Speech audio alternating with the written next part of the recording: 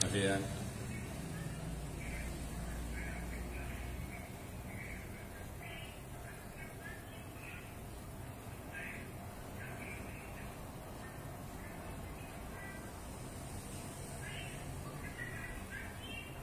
Terima kasih tuan.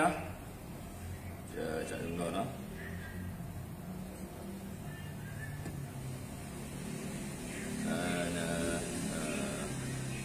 Ya, Tuan Osman, Waalaikumsalam, Rahmat Taib, terima kasih, Syarimba Bara, Ayat Badu, thank you. Dan teruskan perkongsian, bantu saya untuk meningkatkan tontonan. Dan kita ke udara daripada Lumut, Perak dan Ridwan. Assalamualaikum warahmatullahi wabarakatuh. Salam sejahtera. Alhamdulillah, bersyukur kita kepada Allah Subhanahu Wa Taala kerana dengan limpah kurnianya dapat kita bersua pada malam Sabtu. Tapi masih hari Jumaat lagi lah. Dan saya ni buat selang-selang sikit lah sekarang ni kan. Boleh no? Ya, Intan Putri Afendi, Waalaikumsalam. Bulan Terang, Waalaikumsalam. Rizal FL Electric, Waalaikumsalam. Adik nothing, support baru, Waalaikumsalam, thank you. Apa khabar rakan-rakan di TikTok dan juga di Facebook? Ya, Tiwagar Sikdi, apa khabar Abang Ismi? Alhamdulillah, sihat walafiat. Teruskan perjuangan. Dan kita sedang melalui satu perjuangan untuk menyelamatkan negara kita daripada kebinasaan yang berpunca daripada sekumpulan pemimpin yang boleh kita klasifikasikan sebagai gila kuasa. Dan hari ini di kalangan cyber troopers dan juga pengikut tegar mereka dah kena satu penyakit yang boleh disebut sebagai denial syndrome. Saya ada kawan mai. Ya.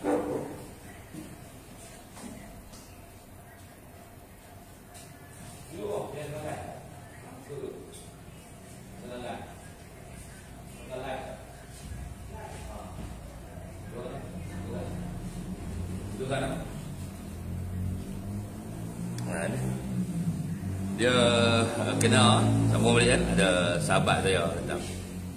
Jadi kita nampak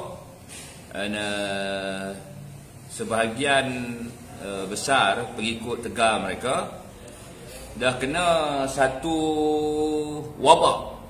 Ini bukan penyakit biasa kawan-kawan. Wabak ni kita sebut dalam English sebagai denial syndrome ataupun sindrom denial.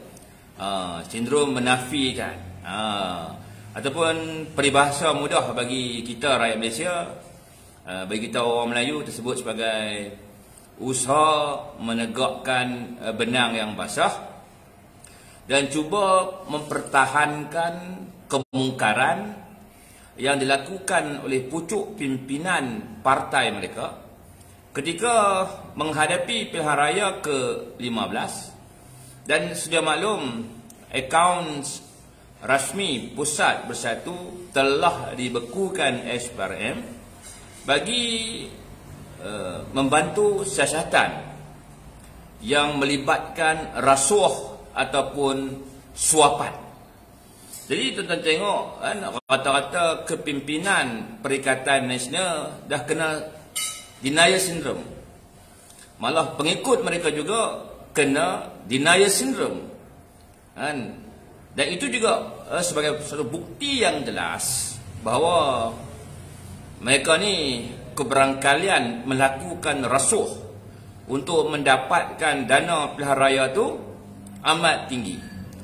Sebab nampak mereka cuba menggunakan berbagai-bagai cara dan cuba mewujudkan sentimen simpati daripada pengikut-pengikut tegar mereka.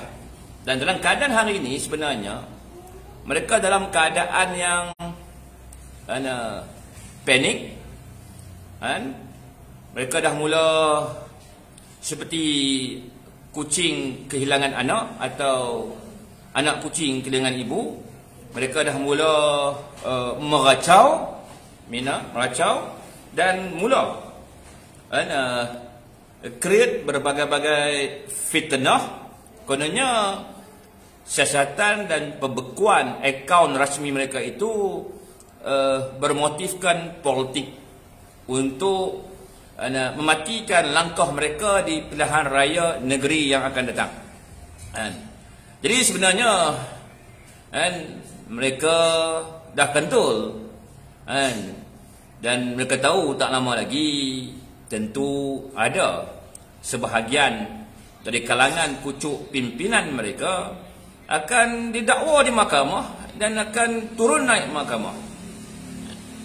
Itu jelas, dan tindakan dan perbuatan mereka hari ini, Tuan Hamzah Hussein dalam hari ini membuktikan mereka ini cakapnya tidak serupa bikin.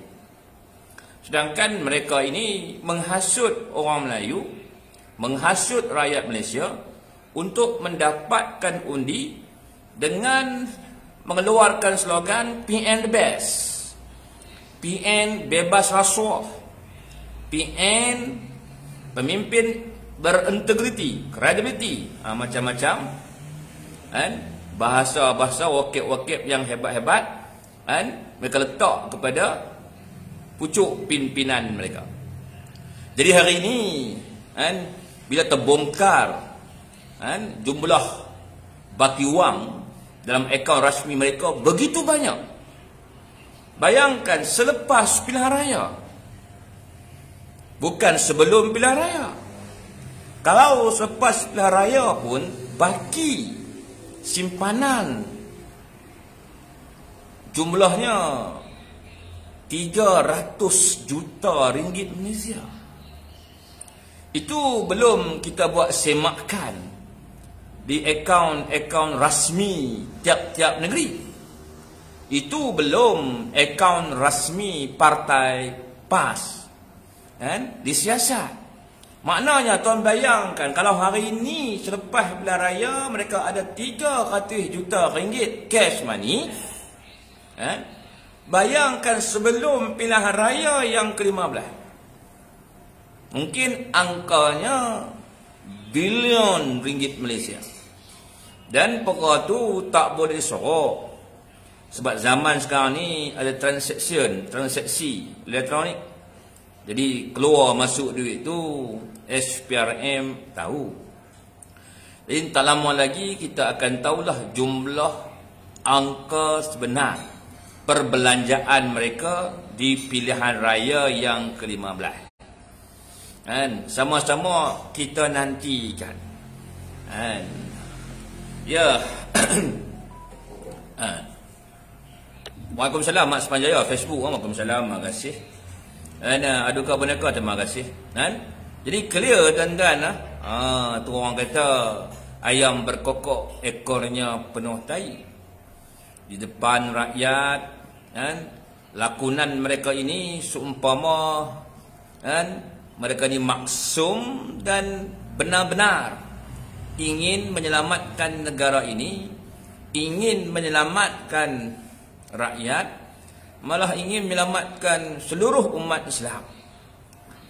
Kononnya mengundi mereka itu pahala, mengundi mereka itu syurga. Rupa-rupanya di sebalik hujah-hujah yang baik-baik ini terselindung satu perkara yang tentu mengejutkan pengundi-pengundi Perikatan Nasional itu sendiri. Amy Branco, kau ni suka laga-lagan orang.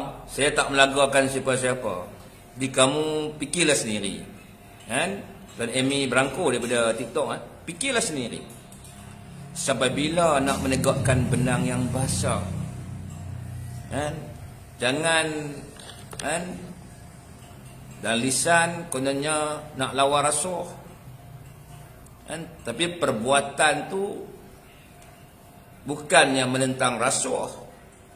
Malah kalau kita tengok nilai wang dalam akaun rasmi bersatu ni, kita akan tertanya-tanya dari mana mereka mendapatkan sumbangan derma yang begitu besar. Sedangkan dahulunya mereka sentiasa menyindir kepada UMNO dengan sindiran yang pedas. Pak Arab mana yang nak bagi duit tu? Dia kata. Pak Arab mabuk mana? Dia kata tu. Sekarang ni kita tanya pula kepada pucuk pimpinan Perikatan Nasional. Dari mana mereka mendapatkan sejumlah wang berbilion ringgit untuk menghadapi pilihan raya yang ke-15? Sedangkan ketika itu ekonomi negara amat teruk, sektor perekonomian ni ditutup 90%, negara menghadapi darurat dan juga lockdown yang terpanjang di dunia. Di bagaimana hari ini mereka membuat sejumlah nilai wang yang begitu tinggi ketika ekonomi negara terhenti, kecuali pakej-pakej rangsangan yang dibuat oleh Perikatan Nasional sendiri pada waktu itu. Betul tak? Kecuali tenda-tenda pemberian terus yang dibuat oleh Perikatan Nasional ketika itu. Ini jelas ni. Sebab tempoh pemerintahan Perikatan Nasional selama 17 bulan, negara diletakkan di bawah lockdown dan darurat. Semua bisnes terhenti, semua kedai ditutup, industri kebanyakannya ditutup juga, pelabuhan ditutup, pelancongan ditutup. Pelancong-pelancong asing tidak boleh mendarat di negara kita. Tetapi bagaimana tempoh tersebut mereka mampu mendapatkan sejumlah besar dana politik yang mungkin jumlahnya bilion ringgit. Bayangkan. Tuan bayangkan. Jadi kepada pengundi-pengundi Perikatan Nasional, mari kita bersama-sama berfikir. Ketika negara berada dalam keadaan darurat, bisnes terhenti, pengangguran meningkat, ekonomi negara jatuh mendadak, hutang negara meningkat sampai ke paras 1.045 trilion pada waktu itu. Jadi bagaimana mereka mendapatkan bilion ringgit dalam akaun mereka?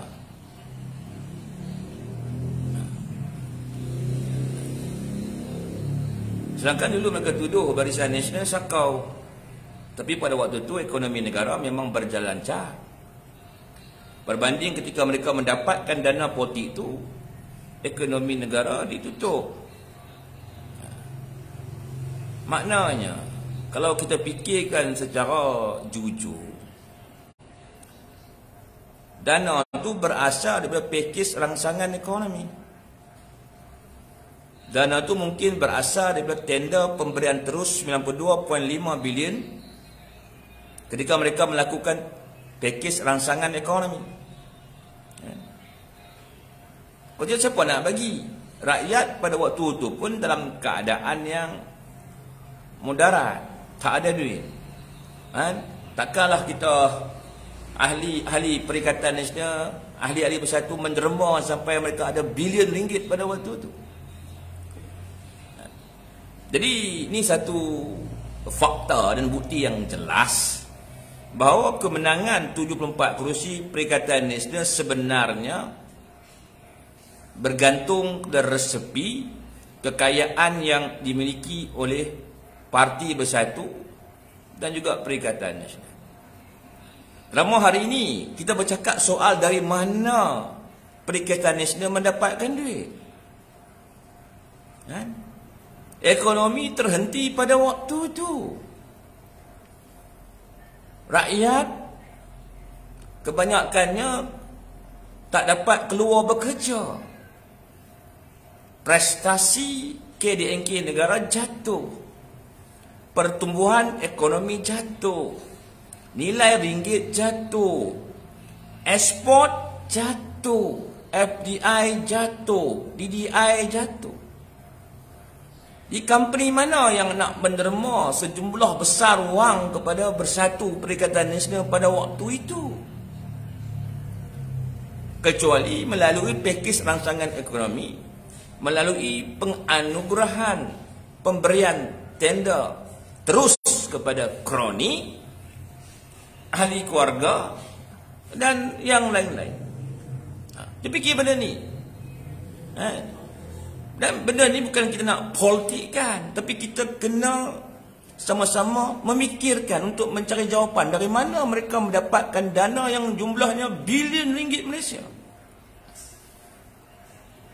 Selepas pilihan raya pun mereka masih ada 300 juta ringgit Malaysia. Tu tak diambil kira duit dalam akaun PAS, akaun Bersatu Negeri-Negeri, akaun gerakan dan sebagainya. Betul. Di persoalan saya hari ini, kenapa kepimpinan PAS pula yang panik sampai terkena wabak denial syndrome? Mula membuat penafian menggunakan alasan-alasan politik yang sempit.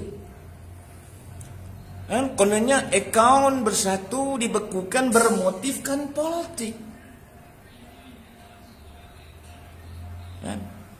Dan kita tanya kepada kepimpinan PAS, Tuan Guru Wajadi, Tuan Ibrahim, Tuan Ahmad, boleh tak menjelaskan dari sumber mana mereka mendapatkan dana politik, dana pilihan raya yang ke-15?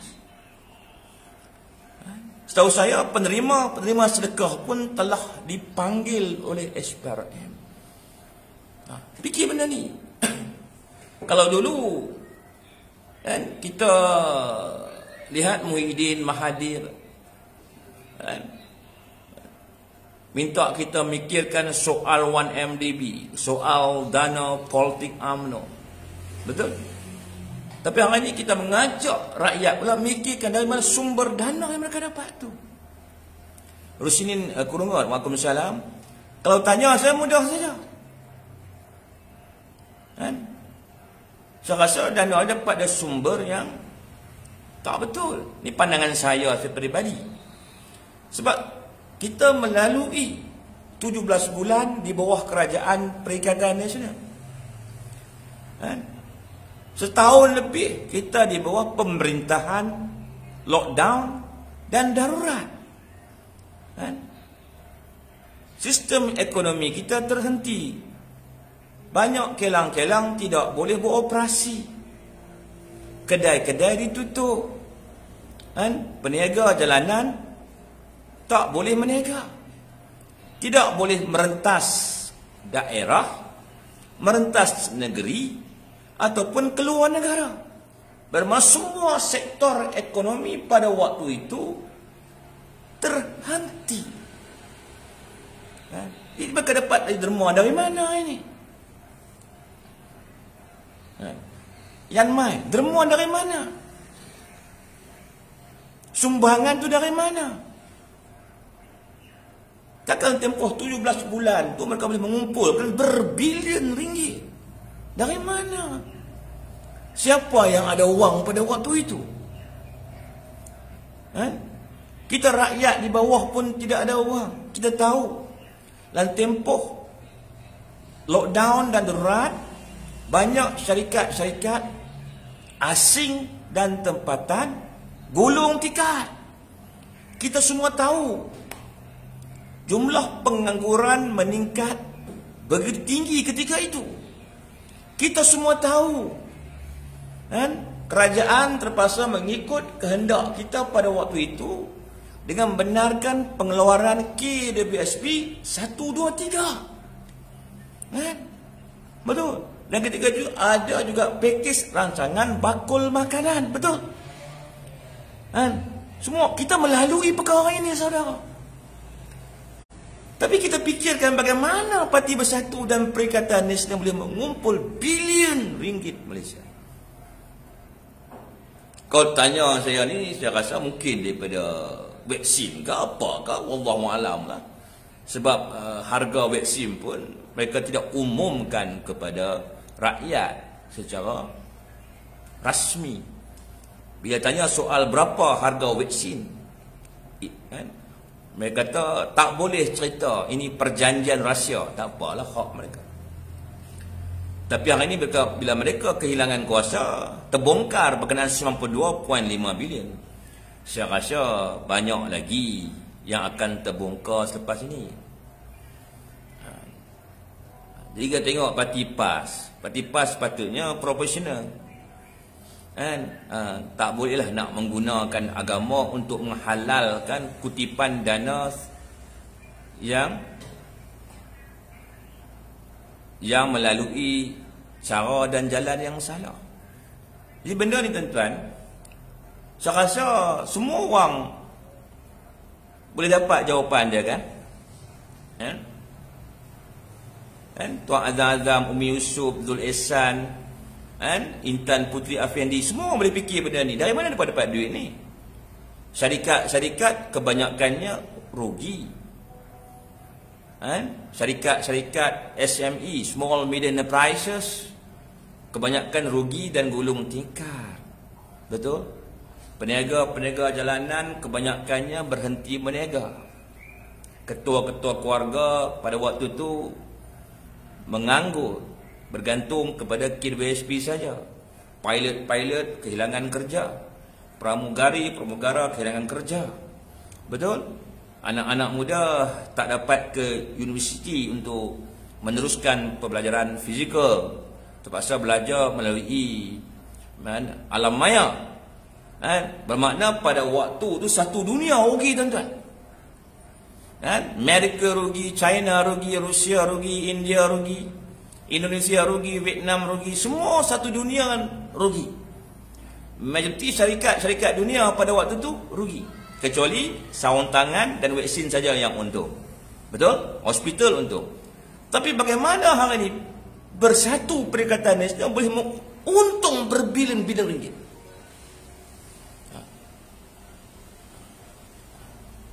Dari mana sumber dana yang mereka dapat?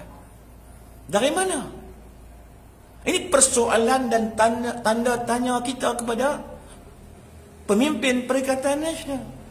Jadi sini saudara, hidup mati dengan Allah. Di sini saudara, ditanya kepada pengikut tegar Perikatan Nasional. Adakah kamu hari ini sanggup nak bersubahat, mempertahankan kemungkaran, kebrok-brokan, ketidakjujuran? Perikatan Nasional mendapatkan sumber dana politik yang jumlahnya bilion ringgit. Satu dunia rugi. UMNO langsung tak ada duit. Tak banyak penyumbang sebab ekonomi teruk. Syarikat-syarikat besar rugi. GLC kerajaan rugi. Tuan-tuan, bayangkan, hutang negara meningkat sampai trilion ringgit. Aset-aset negara terpaksa dikecilkan. Tapi Perikatan Nasional boleh ada duit berbilion dalam tempoh 17 bulan. Kalau 17 bulan tu ekonomi kita tengah baik, okeylah. Tapi 17 bulan tu keadaan ekonomi sangat daif. Kemerosotan, kemiskinan. Semua syarikat-syarikat besar menanggung kerugian. Malah ada syarikat-syarikat gergasi negara yang diisytihar bankrupt. Contohnya syarikat Multinational Enterprises from Malaysia, Genting Hong Kong, yang terpaksa mengisytihar bankrupt dan menjual aset-aset kapal-kapal pelancongan mereka. Tapi kenapa bersatu tak bergerak? Cuba fikir tengok. Tak heranlah mereka menang 74 kerusi pun. Sebab kemenangan mereka tu kerana mereka tu banyak duit. Dah habis pilihan raya pun ada balance 300 juta lagi. Fikirlah. Jangan kita menutup bangkai gajah dengan selai daun lalang. Janganlah kita menghalalkan benda yang haram dengan menggunakan hujah agama. Janganlah kita menipu pengikut-pengikut kita dengan menggunakan hujah agama untuk menghalalkan perbuatan yang haram yang dilakukan pucuk pimpinan kamu ketika di puncak kuasa, ketika rakyat sedang menderita, ketika serangan wabak COVID yang begitu dahsyat, kamu boleh kutip duit berbilion ringgit.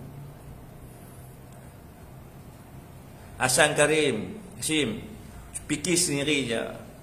Muhyiddin jadi PM ketika zaman COVID, ekonomi terhenti, semua sektor terhenti, sektor pelancongan, sektor industri, sektor IDE, Innovation Driven Enterprises, sektor SME, Small Medium Enterprises, sektor DDI, Domestic Direct Investment, FDI, Foreign Direct Investment, kedai-kedai makan pun semua tutup, kedai-kedai runcit pun boleh bertahan saja, pelancongan ditutup, nak rentas daerah pun tak boleh, nak rentas negeri tak boleh, nak rentas international border pun tak boleh. Kalau kita tengok pada keadaan situasi pada waktu tu impossible, bersatu boleh mengumpulkan dana bilion ringgit Malaysia. Jadi orang-orang Perikatan Nasional, move on lah. Berapa lama Perikatan Nasional nak menipu kepada orang-orang Melayu? Nak dapatkan undi orang Melayu, kata UMNO rasuah, UMNO curi duit, UMNO sakau, dan menyerang individu utama dalam UMNO dengan berbagai-bagai tuduhan. Realiti sebenar, ketika dunia dalam keadaan darurat, negara dalam keadaan darurat, kamu boleh mengauk dana politik yang jumlahnya mungkin berbilion ringgit. Jadi bagaimana orang Perikatan Nasional nak mempertahankan perkara ni? Faizi Ridhi, jangan kena wabak denial syndrome. Jangan menghalalkan perkara ni dengan menggunakan hujah agama, dan saya harap tidak menipu pengikut-pengikut sendiri. Kamu bercakap soal surga, soal neraka, soal akhirat, tapi realitinya kamu menyorokkan kebenaran daripada pengikut setia kamu. Dah akan keluar macam-macam hujah dah. Bagi duit masa pilihan raya tak salah. Kalau UMNO buat salah, kalau Perikatan Nasional buat tak salah. Baharudin bin Waria, apa ni, PKP rakyat cerita parti kaya, ya Tuan Baharudin bin Waria fikir benda ni. Kita semua susah, saya masa PKP cukup susah, mak ayah dia susah, dia beradik cukup susah pada waktu tu, jiran-jiran dia cukup susah, rakan-rakan yang bekerja kais pagi makan pagi, kais petang makan petang, langsung tak ada kerja pada waktu tu. Tapi bagaimana hari ini bersatu boleh ada bilion ringgit pada waktu tu? Patutlah orang penting bersatu pada waktu tu. Begitu mewah dan sebagainya. Saya fikir benda ni. Jadi tak malukah pemimpin PAS terutamanya, kepada umat Islam. Hari ini kamu menjual perjuangan bangsa. Dan kamu menggambarkan bahawa UMNO ini menolak penyatuan bersama kamu. Dan kononnya kami ini mengenepikan perjuangan bangsa. Hakikat kamu tipu bangsa. Kamu kencing bangsa. Depan bangsa kamu berlakon. Tunjuk alim. Tunjuk suci. Calon-calon kamu diarahkan mengangkat sumpah wallahi dan sebagainya. Kononnya pilihan raya ke-15 jihad bagi kamu. Mengundi kamu akan dibalas syurga. Undi kamu dilepaskan dari sesaan malaikat. Undi BN neraka jahanam. Tapi malu tak? Haji Hadi tak malukah kepada umat Islam? Tuanku, Tuan Ibrahim Tuaman tak malukah kepada umat Islam? Ketua Pemuda PAS tak malukah kepada umat Islam? Ketika negara sedang jatuh, dunia jatuh, kamu kumpul bilion ringgit. Itulah. Tapi itulah keberkatan tak ada. Walau ada berbilion ringgit, tapi hanya mampu menang 74 kerusi saja. Barisan Nasional yang tak ada duit ni pun dapat juga 30 kerusi. Bermakna kemenangan Perikatan Nasional di parlimen-parlimen tu bukanlah kerana tsunami Melayu, tapi kerana tsunami duit, tuan-tuan. Maknanya tsunami duit berlaku di pilihan raya ke-15. Dan sekiranya perkara-perkara ini berjaya dibuktikan dengan tuntas oleh SPRM, saya rasa banyak parlimen-parlimen yang akan terpaksa diadakan semula pilihan raya kecil. Mana kemenangan mereka itu bukanlah kemenangan kerana perjuangan, tapi kemenangan kerana tsunami duit.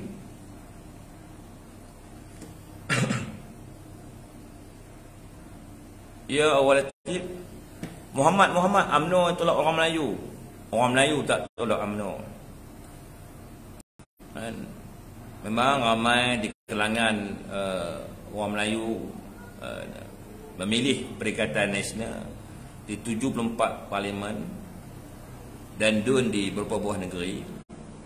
Dan kita pun faham pada waktu itu mereka tak tahu yang bersatu ni mengambil kesempatan ketika negara darurat, ketika negara dilanda pandemik COVID-19. Sekarang mereka dah tahu. Jadi tentulah perasaan mereka sebelum ni dengan hari ini berbeza. Tentu wujud satu ketidakpuashatian dalam hati mereka. Mereka itu merasakan ditipu hidup-hidup oleh pemimpin Perikatan Nasional. Tentu mereka, saya yakin mereka takkan mengulangi untuk mengundi Perikatan Nasional di pilihan raya yang akan datang. Itu jelas. Dan ini juga karma orang panggil, kifarah. Karma is real, kifarah adalah benar. Apa yang kamu tuduh kepada UMNO dulu, apa yang kamu hina UMNO dulu, penanyaan yang kau buat kepada UMNO dulu, semua tu berbalik kepada parti dan pemimpin kamu pada hari ini.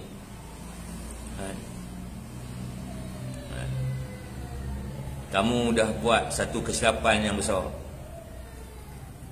Dan ini adalah tanda yang jelas kejatuhan Perikatan Nasional di Pilihan Raya negeri yang akan datang. Sebab kamu takkan boleh menghuraikan dengan jelas dari mana wang pilihan raya kamu ambil. Sebab masa tu lockdown dengan darurat. Kamu ambil dari mana? Taukir mana yang nak bagi perpilihan ni? Bagi tahu. Semua syarikat-syarikat besar pada waktu tu rugi. Kecuali daripada pakej rangsangan ekonomi daripada Muhyiddin sendiri. Kecuali dari pemberian tender terus 92.5 bilion kepada syarikat-syarikat kroni. Hello bang. Hello. Kita tengah live. Tengah lama keluar. Tok Moh ada? Tok Moh. Mak ada luar? Ada luar? Tok Moh ada? Tok Moh ada tak ni? Abang ambil tapi nak?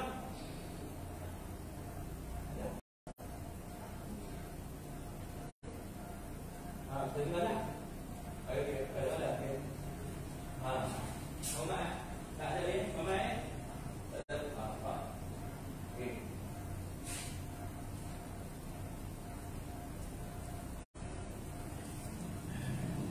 Tadi tu ada sahabat-sahabat. Biasalah. Duduk sidang lama-lama. Tok Moh tu kawan saya. Nama gelarannya Tok Moh. Aduh, amai lagi lah. Ajak pergi kedai mamak. Kata saya tengah live ni. Tu. Okey, ada persoalan tuan? Apa ni? Ilyas Bangleh Ismihang ni tak habis-habis lagi bab politik. Apa yang dapat? Saya dapat pahala Tuan Ilyas. Dapat apa lagi? Kita nak menolong kepada rakyat, nak menolong kepada umat Islam, nak menolong kepada orang Melayu supaya tidak terus ditipu oleh Perikatan Nasional, ditipu oleh Parti Bersatu, ditipu oleh Parti PAS. Kita nak bagi seluruh rakyat kita berfikir dalam keadaan ekonomi yang teruk pada waktu itu. Semua sektor ekonomi terhenti satu persatu. Ketika rakyat terpaksa bertahan dengan cara mengeluarkan simpanan KWSP sendiri. Bagaimana Partai Bersatu dan PAS boleh mengumpul dana bilion ringgit Malaysia. Dia fikir sendiri selepas pilihan raya ke-15. Baki simpanan mereka masih ada 300 juta ringgit. Tak termasuk baki-baki dalam akaun negeri. Akaun bahagian. Itu baru satu akaun cek tuan. Fikir benda ni je lah. Fikir benda ni. Adakah kita nak menghalalkan benda ni dengan menggunakan hujah sedekah? Boleh ke? Adakah kita nak menghalalkan perkara ni dengan membuat fitnah kononnya kerajaan menggunakan agensi-agensi di bawahnya untuk kenakan Perikatan Nasional? Adakah kita nak gunakan alasan bahawa ini satu penganiayaan kerajaan kepada Parti Perikatan Nasional? Soalannya dari mana ambil duit itu? Kalau tempoh 17 bulan Muhyiddin Menteri itu ekonomi melonjak, FDI meningkat, DDI meningkat, KDNK negara meningkat, GDP meningkat,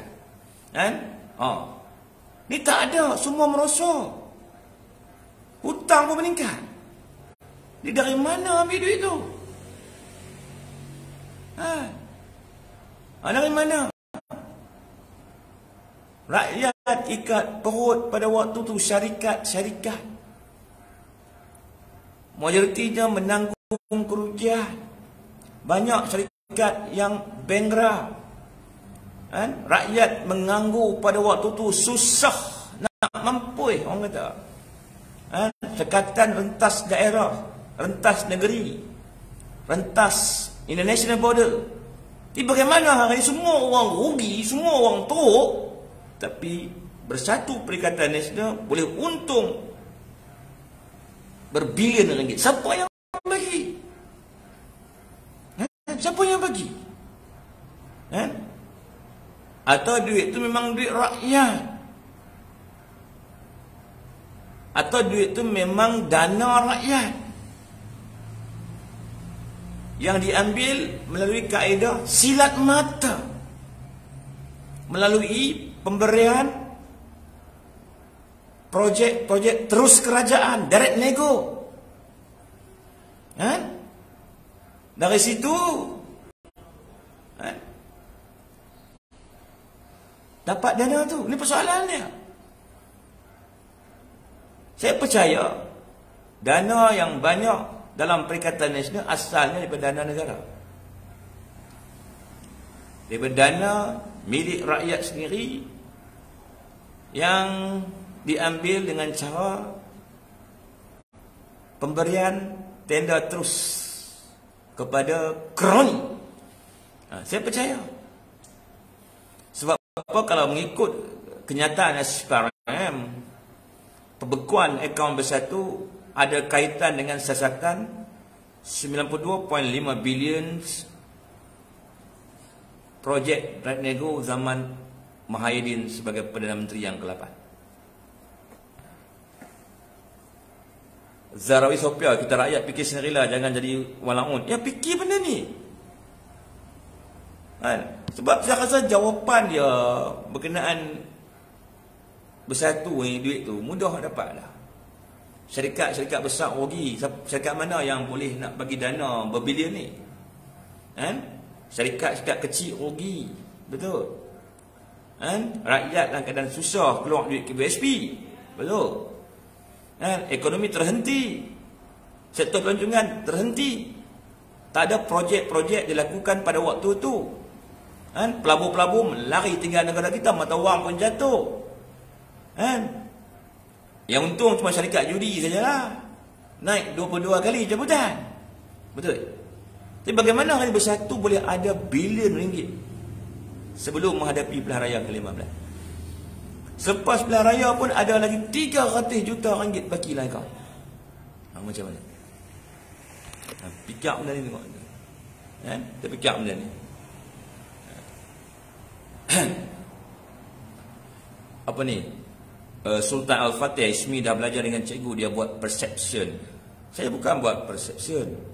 Persepsi maksudnya seni pembohongan yang dicampur dengan sedikit kebenaran. Itu persepsi. Dan apa yang sampai hari ini bukan persepsi. Saya mengajar sahabat-sahabat semua untuk berfikir secara yang logik, mencari titik-titik kebenaran atas apa yang saya sampaikan pada malam ni. Suruh fikir sendiri.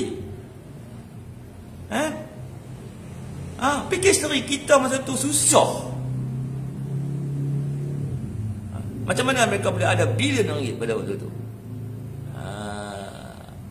Umar Ramli sedekah tim Milo. Kalau pakai tim Milo pun takkan boleh kumpul bilion ringgit ketika darurat.